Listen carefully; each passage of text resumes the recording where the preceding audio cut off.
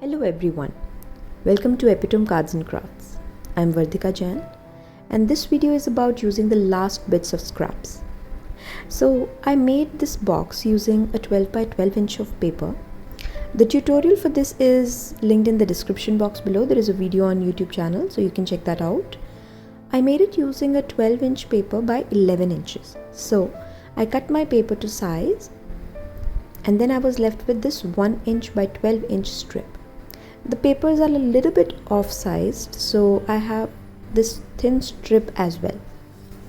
However, I'm going to show you how to use them both. So let's get started.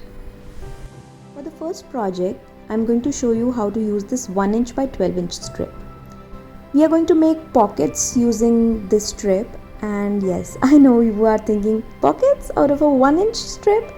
Yes, so we are definitely going to use some extra base paper for the pocket, but these are going to act like hinges. So they will be responsible for closing the pocket on the sides. Okay, let me explain to you it in a better way. First, let's do the cutting. So I'm cutting this into half. For each pocket you make, you need two same sized strips. So if you want to make a smaller pocket, let's say 4 by 3 pocket or a 5 by 3 pocket, then you have to cut it in 3 inch strips. So you can use a 6 inch paper and then cut it into half. Now I'm going to fold these. You can do it by hand. I'm using this Stewart scoring board, one of my favorite tools as a crafter. It reduces my work time so much. So I'm folding these into half inch. So I've scored at half inch and then I'm folding these using my bone folder. The 1 inch strips have been folded over.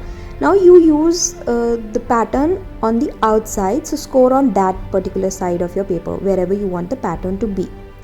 Okay, so now these hinges will be used on the base paper.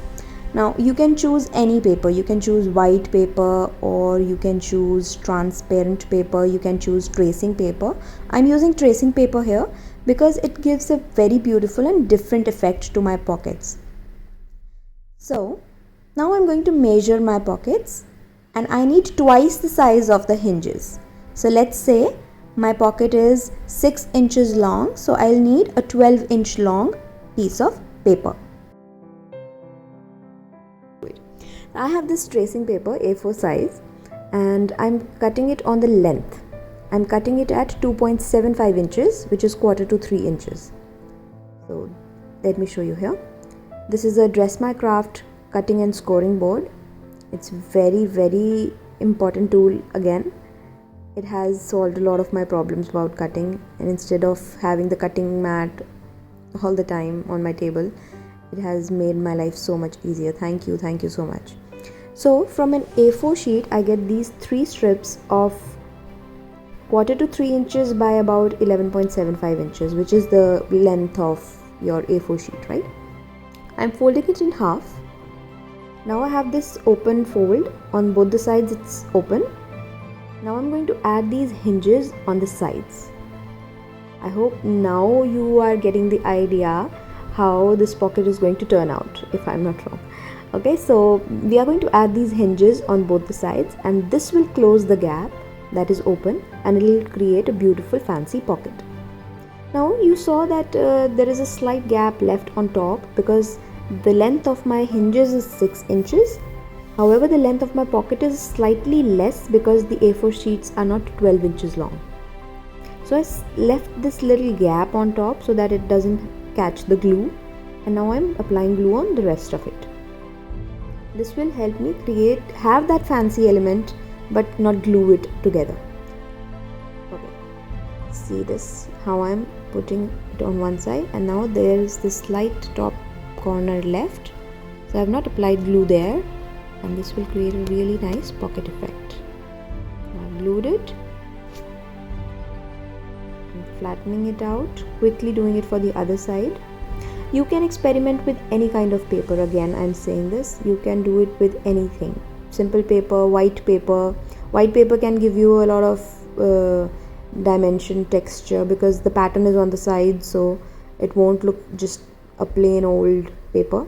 So tracing paper has this habit of wobbling up or like folding up when you apply glue. In this pocket, it's a good thing. I just quickly want to mention this idea was inspired by Septeria18. It's another YouTube account, so do check that out. So now it's time to decorate the pocket. This is an optional step. You can simply put in whatever you want to add to it, like a tag. You can put in cash, you can put in goodies, you can put in a thank you note, you can put in a letter. You can decide the size of your pocket because it's just 2 hinges closing the gap of the fold, and then you have it. You can add a notch on the top, and you can add the ribbon to a tag, so that will make it easier to pull out. You can put in goodies, you can close or shut the pocket using a paper clip. Let's get back to decorating the pocket. I like this simple style. It's sleek, flat, and it's not bulky. You can use it in a lot of different projects. You can even add these to albums, and you can just give them as gift tags as well. You can give them as cash gifts. You can try different styles with it. So I'm just adding this doily die cut. On top of it, a circle punch, and then on top of it, this heart punch. So that's about it. So you can try with sequins. This little thing adds a lot of glitter to your projects, and it's very beautiful idea, quick and easy, which helps in decorating. So this is another pocket that I can show you here. It's a single-sided paper that I have used, and this is a different size. It's probably a 4x6 size pocket. These pockets are really fun to make, and you can add pictures, you can add mini cards, you can even add some tags to it and make them completely your own styled pockets. They are very fun to make and very creative, have endless possibilities, and an easy project to do. Coming to the next project, this slight piece of paper, this last scrap, I have used it using this crimping tool. So I got this from a local store. It's also available on Amazon, but on Amazon it was quite pricey, about 135. Some were selling it for 99 also, but I got it from a local shop. It was for 30 bucks only, 30 Indian rupees. So I got this, and you simply have to move the scrap from one side to the other and roll it using the tool. Let me show you. You just do this quick roll and it gets crimped.